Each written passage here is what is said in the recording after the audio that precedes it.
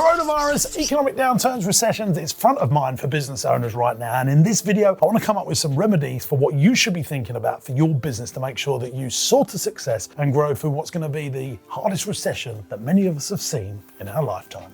If you love entrepreneurial stuff and you're passionate about growing your business, as I am passionate about growing your business and indeed my business, please make sure you subscribe to this channel. Give us one of those thumbs up. And as we're going through, if you've got any comments or questions about what I'm talking about, you want some clarification, hit it in the comments below and I will answer them. But let's talk about economic downturns and recessions and business in general. Your job as a business owner is to find ways to give your customers pleasure and to solve pain. Like a headache, what do people really want? They want some paracetamol. How can you be someone's paracetamol to their headache? There's pain and pleasure that business owners need to be thinking about, crucially the marketing department of your business. People have still got the same amount of money in the world. There's the same amount of money in the world, it just lands in different pockets. So your job as a business owner / marketeer, and we're always marketeers of our business. If you want to be a super successful business owner, you've got to think like a marketeer and an operator second. Marketeer one, operator second. Sad fact of the reality is most business owners are in the operating mindset rather than the marketing mindset. How do you win in business? You solve people's pain and give people more pleasure. In a recession, I want to give you this fact. 2008, Cadbury's, their profits went up 30%. Cadbury's are the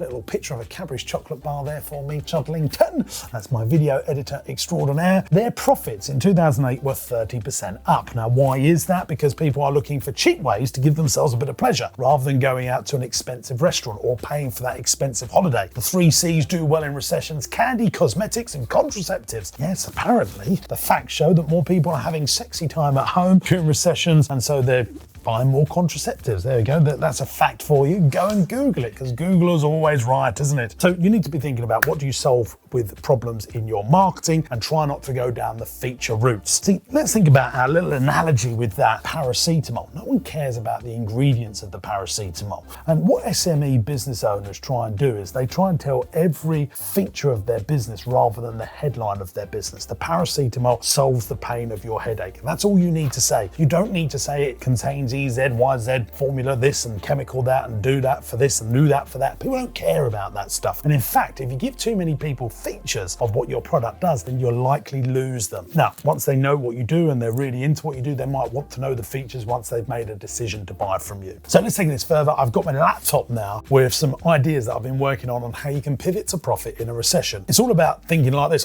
we've got to make some money, because a lot of people are going through, oh God, they're in the doldrums. No, you remember there's still the same amount of money in the world, so you just got to pivot into where the profit is. We built 2 brand new businesses on the back of this economic downturn: our Christmas tree village and our farm shop and our Christmas shop. 3 new revenue streams. Here's a little fact for you. I found out that most millionaires on average have 7 different multiple income streams. So this is a chance now to build multiple income streams, as your original business might be taking a bit of a dip because of recession. Not every business, but some are. So it's a good time to start pivoting. Amazon Prime, we've got an Amazon Prime Pro, and getting on Amazon and selling more online. Most people just don't have a good online presence. This is a chance to, if you're a B2B business, maybe it's time to go B2C. Maybe if you're selling on your own website, you've been talking about, oh, we should get on eBay, we should get on Amazon. We've done all those things. So try and think about those things. Remove risk wherever possible. That's what smart businesses do in a recession. Can you get your products and services on sale or return? Can you pay people for results on what they get? Especially when it comes to hiring people. So many people that are really good, companies have gone bust and they're now on the market. Can you look for those people and say, look, I'm going to pay you a really low basic, but a huge bonus package if you get the results of the business. Remember, as a business, you need to be a lubricant to a sale, not a friction. When people are in a recession, they've got their money in their pocket. Should they be buying from A, B, or C? The company that has the most lubricant to do business with them are the ones that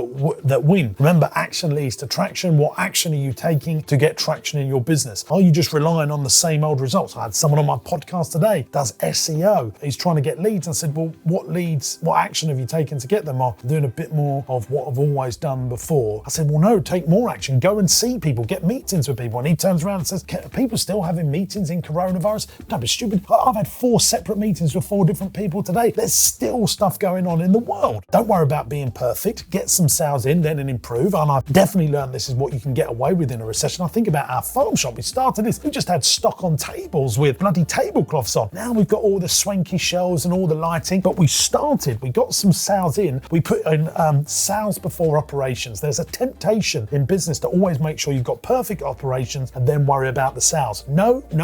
Get the sales in, then put the operations in place. Remember, when you're in a recession, an economic downturn, or even in the good times, you've always got to innovate your business or you're going to evaporate. People are looking for innovation all the time, and this is a good chance in a recession to look for innovation. And there's new great ways of doing your business. The coronavirus, to me, has killed a lot of our business, but it's made some massive improvements. Our pumpkin village, for example, last year, basically people come and buy pumpkins from us. This year, because we've got to stagger the amount of time people come in, our average customer value is going up because it's more relaxed, because we're telling people to come at certain times. And because people are paying, they're paying now to come at certain times, they're paying £3 each. It's mind-boggling what a difference that is to our business. So there's always opportunity. Let's look at some businesses that do well in a recession, and in my belief are recession-proof. Look for businesses that love, want, and need. People love the business, they want the business, they need the business. For example, day nurseries, food, takeaways. People, they love a takeaway, they need to it. So that's a really bad example, because people love takeaways, they want takeaways, but they don't need it. But grocery stores, for example, are a fantastic thing, because people love food, they want food, they need food. So look for love, want, and need businesses. Discount retailers do really well. Be specific where possible when starting out. So maybe you want to do, you can't just try and be B&M and Poundland from the off, because they're broad spectrum. But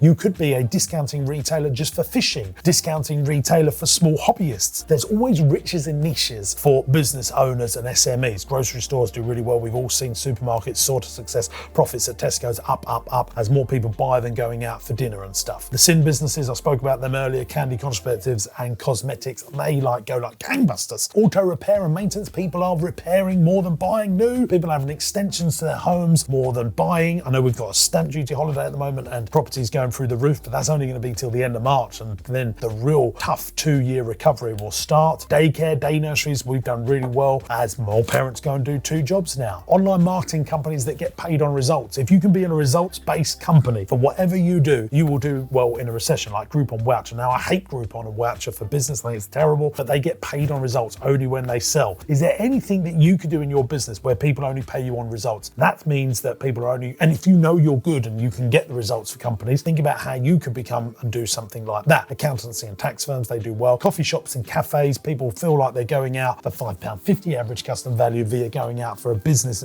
for a meal at a restaurant at £25. Fast food goes like the clappers, and that's why I was getting mixed up with love, want, and need earlier. McDonald's, fish and chips, that's cheaper than going to a restaurant, so fast food does very well. Movie theatres, play centres, and days out over holidays, anything like that, cheap days out, always do well. Our indoor play centre business soared throughout the last recession. Education on online courses, people need to upscale to get going again. This is a great time for entrepreneurs. Be nimble, fast, and approachable with your marketing, and you will win. Be flexible. And talking about online education for being a business owner, have you checked out my Entrepreneurs University? It's my online training platform where I help you grow your business, and you can try it free for 14 days and have me as your coach. And after that, it'll only cost you $49.99. That's cheap as chips. That's recession proof. Try it free 14 days at jamessinclair.net. If you love this YouTube channel, please make sure you subscribe to the channel by clicking here. And if you want to get some more ideas of how to get through this recession and get customers, then click this video here. I'm James. Comment below. Let me know what you think, how you're doing in your business. I'll see you soon. Bye-bye.